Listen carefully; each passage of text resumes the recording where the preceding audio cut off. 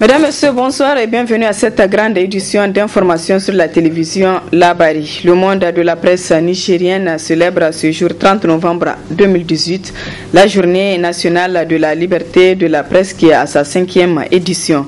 Cette journée a été instituée par les autorités après la signature par le président de la République de la déclaration de la table de la montagne. À cette occasion, nous nous sommes intéressés sur l'état de la liberté de la presse au Niger. Le reportage est de Ismaël Moumouni et Aboubakar Souley. Instituée depuis 5 ans, la Journée nationale de la liberté de la presse trouve son essence suite à la signature de la table de la montagne par le président de la République, Issoufou Mahamadou, le 30 novembre 2011, pour soi-disant permettre aux journalistes d'exercer leur métier en toute tranquillité. Mais de cette date à aujourd'hui, c'est le statu quo. Ça fait aujourd'hui la 5e édition que nous célébrons la journée de la liberté de la presse au Niger. Mais quand on fait le feedback des années passées antérieures, je dirais qu'il y a eu tellement de journalistes qui ont été emprisonnés.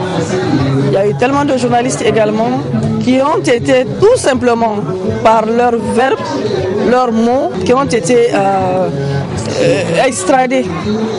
Donc pour moi, la liberté de la presse, ça reste. C'est pas qu'il n'y a pas la liberté de la presse, mais il faut réunir les conditions. C'est vrai, ces dernières années, il y a quelques avancées.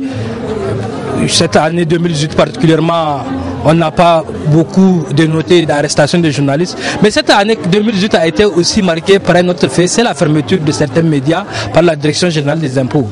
Nous ne disons pas que les journalistes ne doivent pas payer les impôts, les journalistes ne doivent pas subir le même sort que les autres citoyens sur le plan fiscal. Mais je dirais que cette situation a handicapé beaucoup de médias au cours de cette année. Cette situation a fait que le public n'a pas eu droit à l'information comme il se doit. Ces reporters font de leur mieux pour servir la population, malgré leurs conditions de travail difficiles. La situation des journalistes dans le pays, vraiment, ça fait pitié. S'il y a quelqu'un qui doit être mieux traité dans ce pays, je l'ai toujours dit, après les enseignants, les médecins, l'armée, et je me suis dit, c'est le journaliste qui vient. C'est vrai, la démocratie est là, mais le journaliste ne profite pas. C'est la démocratie qui profite du journaliste. Seule aujourd'hui la signature de la convention collective nous met à l'abri et peut nous aider à faire exactement une liberté de la presse, une véritable liberté de la presse au Niger. La journée de la liberté de la presse, c'est ça, c'est l'égalité des droits, l'égalité également des chances pour tous les organes de presse et également il faut nous aider, il faut nous épauler. Aujourd'hui, on n'a pas besoin de stress. On a besoin d'être épaulés pour mieux faire notre travail.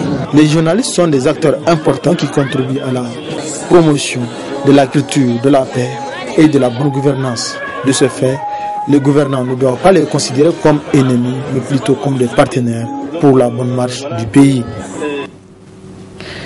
Et puis cette information sportive prévue pour se tenir au Cameroun, la Coupe d'Afrique des Nations de football CAN 2019 n'aura pas lieu au Cameroun. L'annonce a été faite ce soir par la Confédération africaine de football CAF selon RFI. Les raisons de cette décision, le retard pris dans les préparatifs. 3 pays sont cités pour l'organisation, le Maroc, l'Égypte et l'Afrique du Sud. Et parmi ces 3 pays, un sera désigné pour l'organisation de la CAN 2019.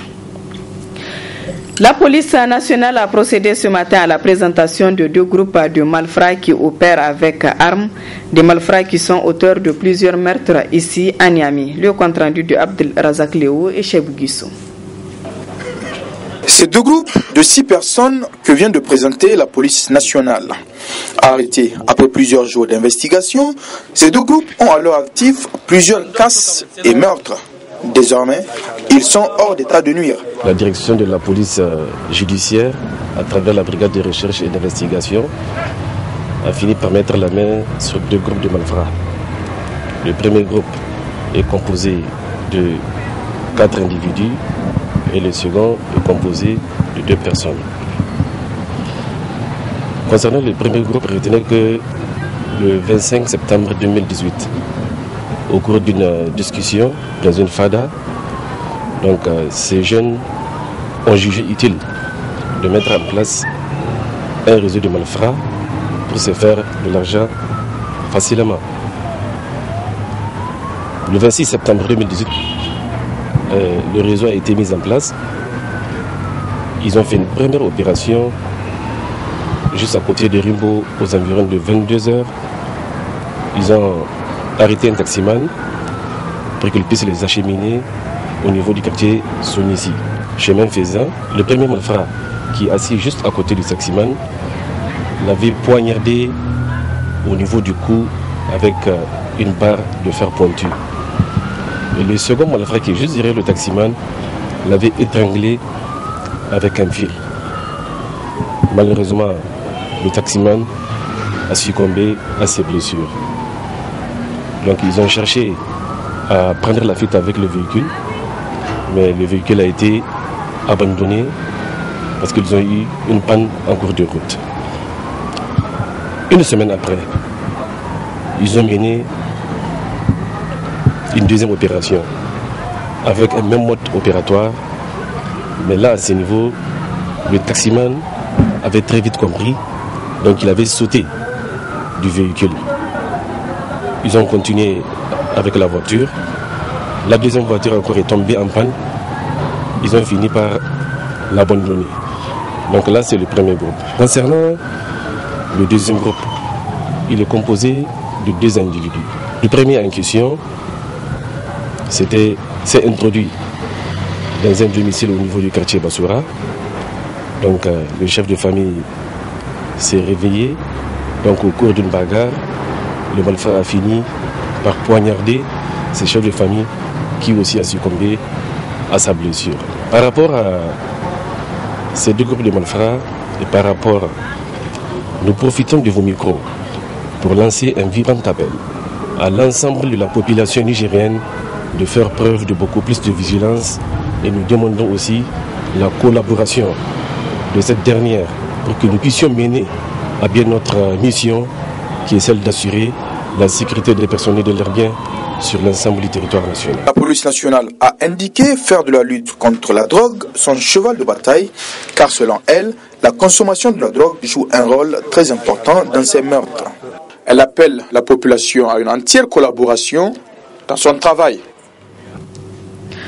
Suite de notre série de reportages de réalisation de l'UNICEF et ses partenaires dans la région de Difa, aujourd'hui nous vous proposons de suivre comment les réfugiés et les déplacés sont urgemment pris en charge de leur arrivée sur les différents sites, notamment les premières réponses à leurs besoins qui sont assurées à travers un mécanisme de réponse rapide RRM financé par ECO. Le reportage est de Hassan Saleh Mustafa et Halidou Bouraima.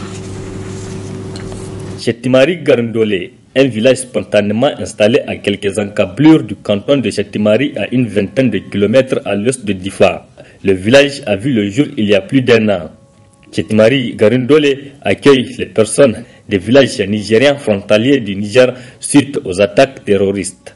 Des personnes donc affectées par les chocs humanitaires liés au conflit. On y compte 71 ménages de plus de 440 personnes, dont 18 enfants âgés de 6 à 23 mois. Parmi ces réfugiés, cette dame, Adam Boukar, 27 ans, mère de 6 enfants, qui bénéficie du soutien du mécanisme de réponse rapide RRM, un mécanisme financé par ECO qui vise à apporter une première réponse aux besoins les plus urgents des personnes affectées.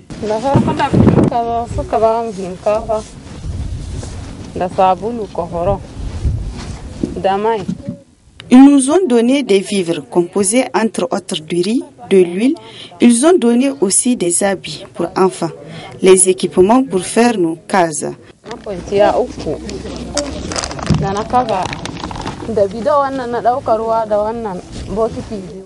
Nous sommes très contents.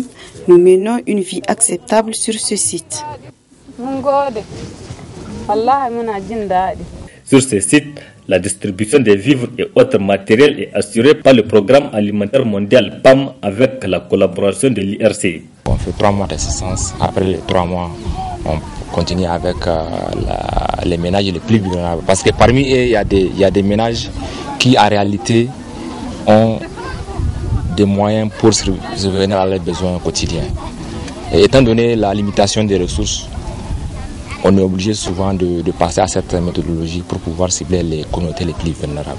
IRC a eu à intervenir en NFI Premièrement, on a amené le kit NFA composé de 18 articles, dont je vais citer quelques-uns, les nattes, les couvertures, lampes solaires, les savons, le seau avec couvercle, les bidons, le kit cuisine, etc., etc.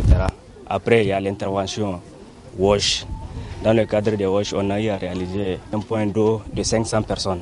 C'est PMH, forage à motricité humaine. Et on a eu à réaliser plusieurs latrines. C'est des latrines familiales, on attribue aux 3 ménages. Ils vont utiliser avec les sensibilisations, c'est à eux de gérer ces latrines d'urgence. Tout comme la dame Adam Boukar, les autres habitants du village ont vu leur mode de vie changer grâce à l'assistance de l'UNICEF et de ses partenaires qui ont mis en œuvre le mécanisme de réponse rapide RRM. Ce sont les hommes armés qui nous ont chassés de notre village. Arrivés ici, les responsables nous ont autorisé de nous installer. Et depuis, nous n'avons rien manqué. On est bien entretenus et sensibilisés sur l'hygiène notamment.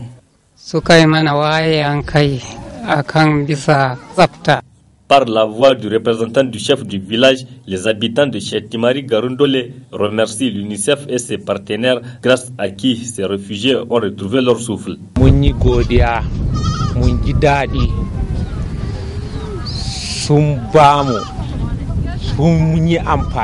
Nous remercions les humanitaires et nous sommes très contents car depuis notre arrivée sur ce site, nous ont tout fait. Nous sommes en paix maintenant.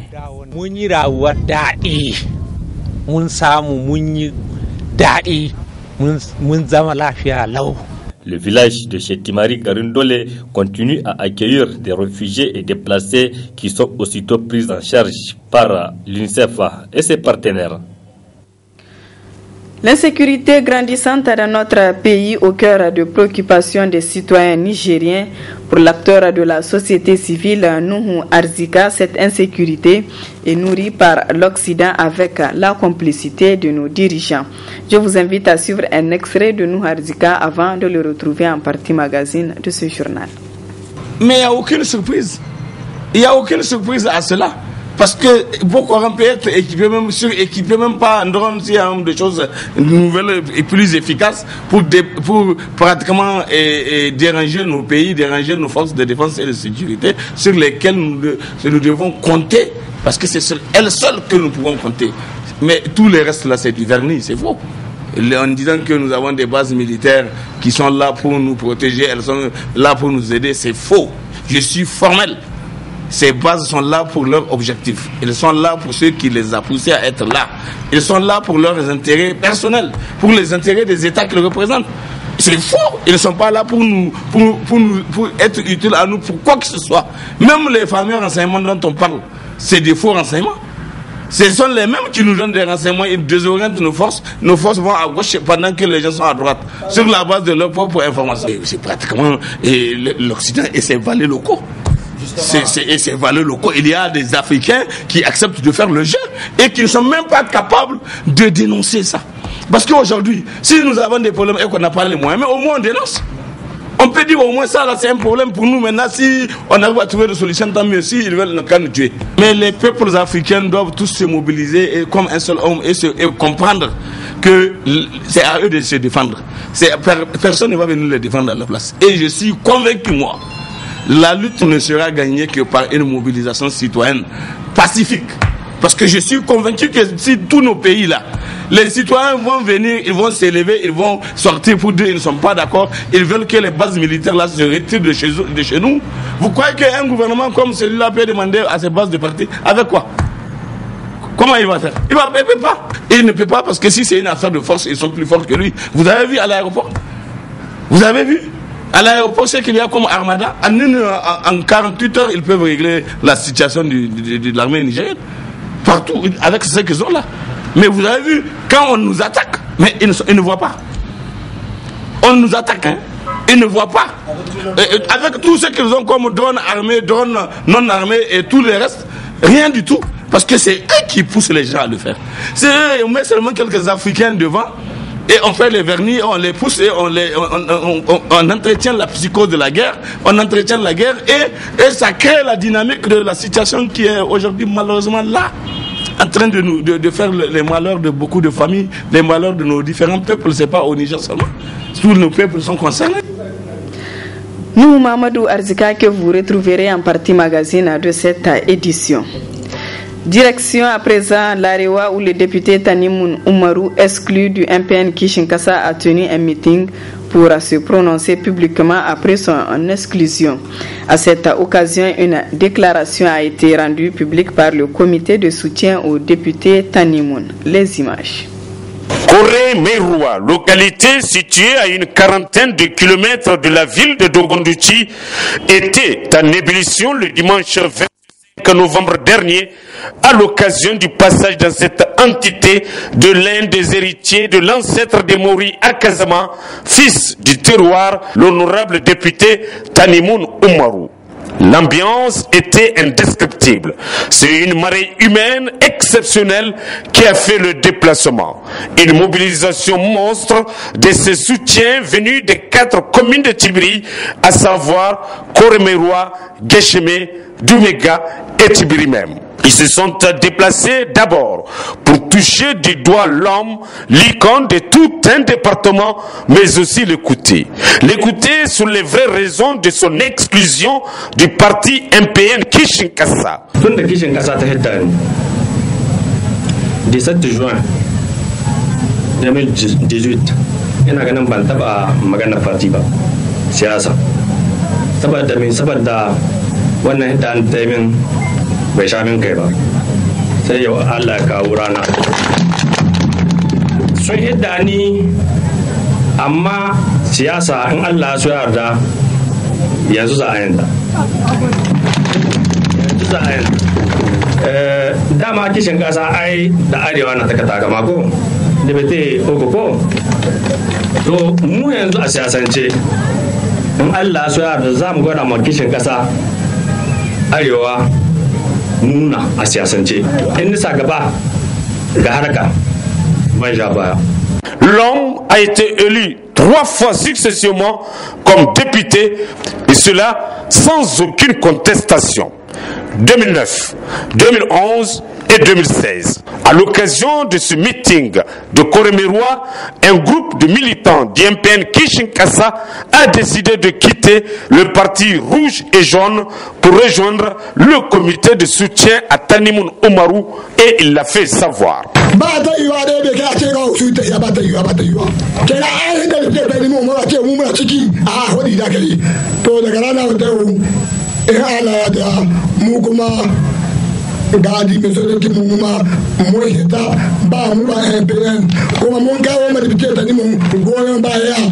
Autre mécontent, autre exclu du parti MPN Kishinkasa, présent à Koré-Meroua, c'est le député Sani Atia de Maradi. Allah ya sa kamar yadda aka hidda mu 13 ni dubte ne kuma shi ma yanzu an koma an sake hidda dubte, to alhamdulillah lalle dubte wanda jama'a suka zaba kamar misalin 20,000 da wani abu ina zoton baban zaba ne. À l'issue de ce meeting géant qui a noté la présence de plusieurs députés, des conseillers à la présidence de la République, à l'Assemblée nationale, à la primature, des préfets, maires et élus locaux, une déclaration, dite déclaration de Koré-Meroua, a été rendue publique. 1. Saluons le courage politique et la sincérité des prises de position dont a fait montre l'honorable député Tanimoun Oumarou tout au long de ce processus du retrait du MPN de la mouvance présidentielle. 2. Apportons notre soutien indéfectible et sans condition à l'honorable Tanimoun Oumarou dans sa nouvelle orientation politique. 3. Réitérons notre ferme engagement à lui garantir une victoire encore plus éclatante aux prochaines élections. 4. Encourageons l'honorable député Tanimoun Oumarou à entretenir de loyales et saines relations basées sur la sincérité, l'intégrité, la confiance et le respect de la parole donnée avec tous ses partenaires politiques. Le député Tanimoun Oumarou a déclaré soutenir de manière indéfectible toutes les actions jusqu'ici menées par le président de la République, chef de l'État, El Haj Issifou Mamadou. Le comité de soutien à l'honorable député a profité de cette opportunité pour faire un important don en produits pharmaceutiques au CSI de Koremeroua. Nous en venons à présent à la partie magazine de cette édition consacrée à l'entretien que nous a accordé l'acteur de la société civile Nuhu Arzika sur la situation d'insécurité qui prévaut au Niger et dans la sous-région. Très bonne réception. Bon, on constate que Boko Haram ne tient plus aucune ville, aucune localité. Ils sont pratiquement dans la nature, c'est vrai, mais c'est des attaques isolées. Ils ne peuvent plus se retrouver comme avant, où ils ont occupé une partie du territoire avec un certain, où ils administraient même carrément les zones occupées. Donc, ce qui veut dire qu'ils ont quand même été considérablement réduits. Mais vous savez pourquoi est-ce que ces choses-là arrivent? C'est parce que fondamentalement, Boko Haram, c'est politique. Ce n'est pas en réalité l'islam. C'est des enjeux politiques qui impliquent des puissances importantes et qui sont là, qui sont ceux qui entretiennent cette histoire de Boko Haram. C'est les mêmes qui promettent d'être avec nous, qui promettent de nous aider, qui promettent de nous renseigner, qui promettent de nous apporter le truc. C'est eux qui vendent les armes à ces gens-là. C'est eux qui les fournissent en armement. C'est eux qui les donnent de l'argent. C'est eux qui les poussent comment on appelle ça? C'est eux qui les forment. Mais il n'y a aucune surprise. Il n'y a aucune surprise à cela. Parce que Boko Haram peut être équipé, même suréquipé, même pas en drone, s'il y a des choses nouvelles et plus efficaces pour pratiquement déranger nos pays, déranger nos forces de défense et de sécurité sur lesquelles nous devons compter. Parce que c'est sur elles seules que nous pouvons compter. Mais tout le reste là, c'est du vernis, c'est faux. En disant que nous avons des bases militaires qui sont là pour nous protéger, elles sont là pour nous aider, c'est faux. Je suis formel. Ces bases sont là pour leur objectif. Ils sont là pour ceux qui les ont poussés à être là. Ils sont là pour leurs intérêts personnels, pour les intérêts des États qu'ils représentent. C'est faux. Ils ne sont pas là pour être utiles à nous pour quoi que ce soit. Même les fameux renseignements dont on parle, c'est des faux renseignements. Ce sont les mêmes qui nous donnent des renseignements, ils désorientent nos forces vont à gauche pendant que les gens sont à droite, sur la base de leur propre information. Ce n'est pas une affaire que de l'État du Niger, c'est tous les pays qui sont aujourd'hui manipulés dans cette affaire-là et qui subissent cette situation macabre d'une volonté des puissances qui ont besoin de nous occuper et qui ont besoin de nos richesses. Des histoires, ça, vous avez vu, l'histoire de G5 Sahel, G5 je ne sais pas quoi, et opération Berkane, opération Serval, opération... Mais vous voyez bien le Mali, non? Le cas est là au Mali. Vous avez bien vu que le Mali, c'est carrément la France qui a fabriqué le MLA, qui a encouragé le MLA, qui les a installés dans la zone où ils devaient intervenir, qui les a fournis en armement, contrairement à ce qu'on dit que ce sont les armes venues de la Libye. Mais les armes de la Libye, qui vend les armes à la Libye? Et les gens, ils vont se réveiller un matin et ils vont être des spécialistes en utilisation des armes? Non, monsieur, il ne faut pas vous tromper. Et les données sont claires. Ces puissances-là, elles ont des objectifs, elles ont besoin de nos espaces, elles pensent que nous sommes jusqu'à présent au Moyen-Âge et que nous sommes des sauvages, nous n'avons aucune conscience de nos intérêts, nous ne savons pas qu'est-ce qu'il nous faut et comment faire, et ils pensent qu'ils peuvent maintenant nous étouffer, utiliser leur position pour être dans la position de prendre nos richesses, parce que le tout et pour tout, c'est une guerre économique. C'est des enjeux économiques. Ces gens-là ont besoin de nos richesses, qui sont des richesses du sol ou du sous-sol. Ils ont besoin d'un terrain comme le Niger. Le Niger est un pays stratégique, je l'ai toujours dit. Retenez ça. Le Niger est géographiquement stratégique. Donc la géopolitique mondiale se joue sur le territoire du Niger. C'est un enjeu très important pour ces puissances-là qui veulent s'installer coûte que coûte sur notre sol et implanter des bases militaires. Vous avez bien vu les Américains, les Italiens, les Français et les Allemands et bien d'autres bien d'autres. Mais c'est en fonction des puissances. Parce que bientôt les Russes vont venir et les Chinois aussi vont venir parce qu'ils ne vont pas accepter que les autres viennent. Si c'est au nom de leur histoire de veto, eux aussi même ils vont faire valoir leur droit de veto parce que le Niger étant devenu une sorte... Non, c'est un ventre à l'air, c'est tout. Et donc chacun veut venir. J'ai dit bien, le Niger est un pays stratégique. Il a une position géographique très stratégique et qui fait que tout le monde a besoin d'être là pour placer lui-même ses radars et regarder qu'est-ce qui se passe de par le monde. Parce qu'à partir du Niger, on peut regarder et non seulement l'Afrique du Nord et l'Europe, pratiquement, et on peut regarder jusqu'à l'Afrique du Sud et à partir du Niger, et on peut regarder aussi l'Afrique orientale, on peut regarder jusqu'à l'Afrique de l'Ouest, jusqu'aux États-Unis.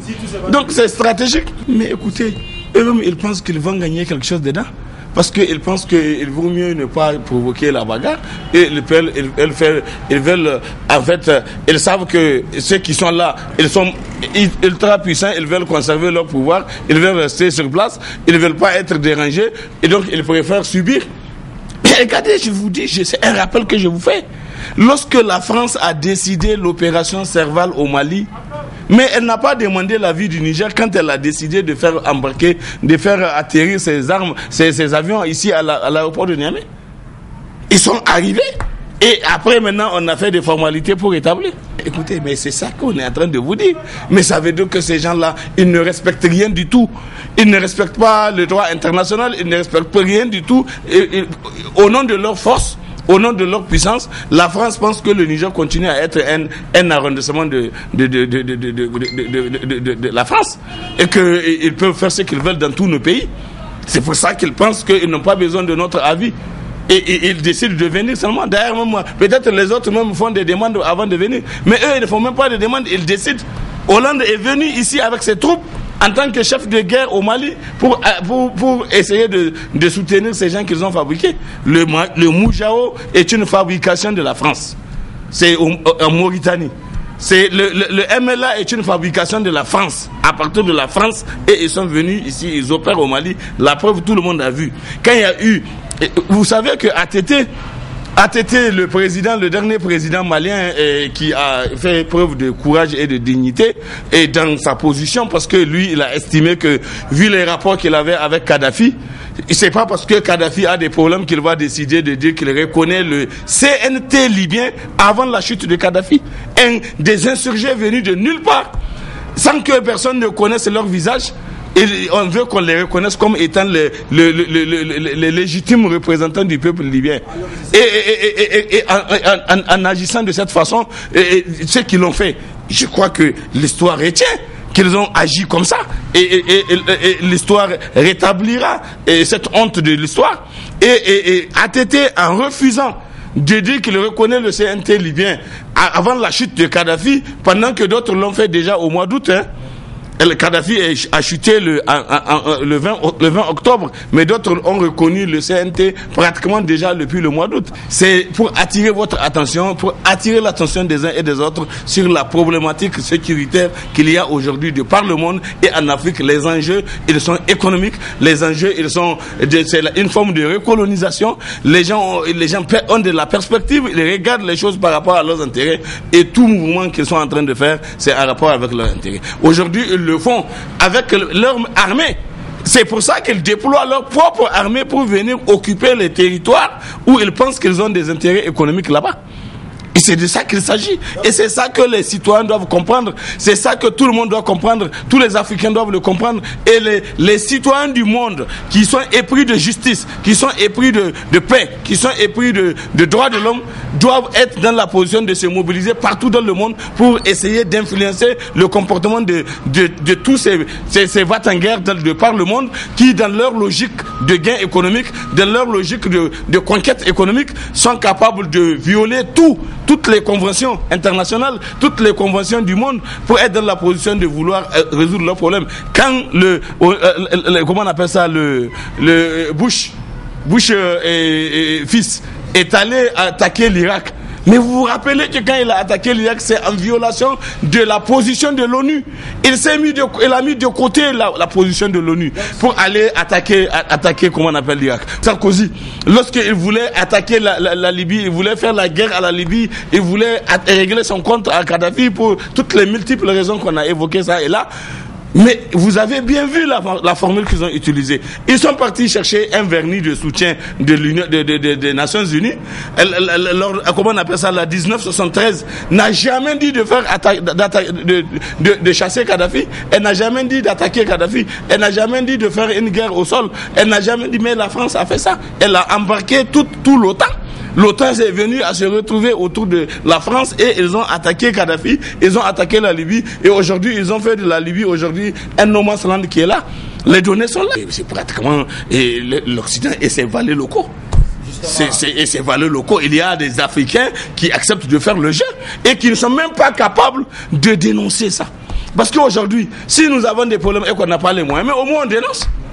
On peut dire au moins ça, là c'est un problème pour nous. Maintenant, si on arrive à trouver des solutions, tant mieux. Si ils veulent nous tuer. Mais les peuples africains doivent tous se mobiliser comme un seul homme et comprendre que c'est à eux de se défendre. Personne ne va venir les défendre à leur place. Et je suis convaincu, moi, la lutte ne sera gagnée que par une mobilisation citoyenne pacifique. Parce que je suis convaincu que si tous nos pays là, les citoyens vont venir, ils vont s'élever, ils vont sortir pour dire qu'ils ne sont pas d'accord, ils veulent que les bases militaires là se retirent de chez nous. Vous croyez qu'un gouvernement comme celui-là peut demander à ses bases de partir avec quoi? Comment il va faire? Il ne peut pas. Il ne peut pas parce que si c'est une affaire de force, ils sont plus forts que lui. Vous avez vu à l'aéroport? Vous avez vu? À l'aéroport, c'est qu'il y a comme armada. En 48 heures, ils peuvent régler la situation de l'armée nigérienne. Partout, avec ce qu'ils ont là. Mais vous avez vu, quand on nous attaque, mais ils ne voient pas. On nous attaque, hein. Ils ne voient pas. Avec tout ce qu'ils ont comme drones armés, drones non armés et tout le reste, rien du tout. Parce que c'est eux qui poussent les gens à le faire. C'est eux, on met seulement quelques Africains devant et on fait les vernis, on les pousse et on entretient la psychose de la guerre, on entretient la guerre et ça crée la dynamique de la situation qui est aujourd'hui malheureusement là. En train de faire les malheurs de beaucoup de familles, les malheurs de nos différents peuples, c'est pas au Niger seulement. Tous nos peuples sont concernés. Vous voyez bien que c'est très honteux, c'est très ridicule la situation qu'on vit au Mali. Aujourd'hui, le Mali est pratiquement divisé en deux. Et une partie, presque 2/3 du territoire est occupée par les insurgés avec l'appui de l'opération Barkhane. Mais l'Union africaine, elle a dit, qu'est-ce qu'elle va dire? Elle a dit ce qu'elle a à dire, mais qu'est-ce qu'elle va faire? Ça veut dire qu'on n'a pas de chef d'État, on a juste des... C'est pas une affaire de chef d'État seulement. Ça dépasse les questions des chefs d'État. C'est de la justice mondiale. Le problème doit être vu sous cet angle-là. Moi, je ne vais pas me mettre à simplement dire que c'est la faute de X, c'est la faute de Y, parce que nous devons être capables de savoir raison garder et de comprendre qu'aujourd'hui, ce sur quoi on doit compter, c'est l'obligation de la résurgence comment on appelle ça, internationale des capacités d'action de toutes les bonnes volontés épris de justice, de toutes les bonnes volontés dans le monde épris de paix, qui veulent que le monde reste en paix. Et ensuite aussi, il faut prier Dieu pour que Dieu puisse nous amener à triompher de tous ces battants en guerre dans le monde qui sont aujourd'hui en train de faire de bouts de feu un peu partout et dans le but tout simplement d'atteindre leur objectif. Alors s'il y a une solution miracle, que doit-on faire pour mettre fin à cette situation? La solution miracle, comment ça? J'ai pas compris la solution miracle. Mais il n'y a aucune solution miracle, il n'y a pas de solution miracle. La solution miracle, c'est la prise de conscience des uns et des autres. C'est que nous devons être capables de créer une dynamique d'une véritable union sacrée africaine, union sacrée nationale, pour comprendre que le problème là est un problème national et qu'il n'y a pas à considérer que c'est le problème de X et on le laisse, ou bien l'autre pense que c'est le problème des autres et on le laisse. Il faut qu'on se regarde les yeux dans les yeux comme je suis en train de le faire et se dire les 4000 vérités et comprendre qu'il y a des problèmes qui sont là, qui concernent notre pays, qui concernent notre continent et nous devons nous organiser pour être dans la position de nous libérer des ambitions de tous ces macaques là qui sont en train de chercher à vouloir recoloniser l'Afrique, réoccuper l'Afrique, parce que le continent d'avenir, il n'y a rien à faire, c'est l'Afrique. Mais ils veulent qu'avant le moment qu'ils viennent occuper tout, qu'ils viennent acheter nos terres, qu'ils viennent occuper nos espaces, qu'ils viennent occuper tout et que nous on continue à être esclaves même dans nos pays. Il faut que nous prenions conscience de ça et que nos gouvernants, si réellement il leur reste un minimum, je dis bien un minimum de fibres patriotiques, ils doivent à tout le moins informer les gens que wallah, cette affaire-là, on ne peut pas.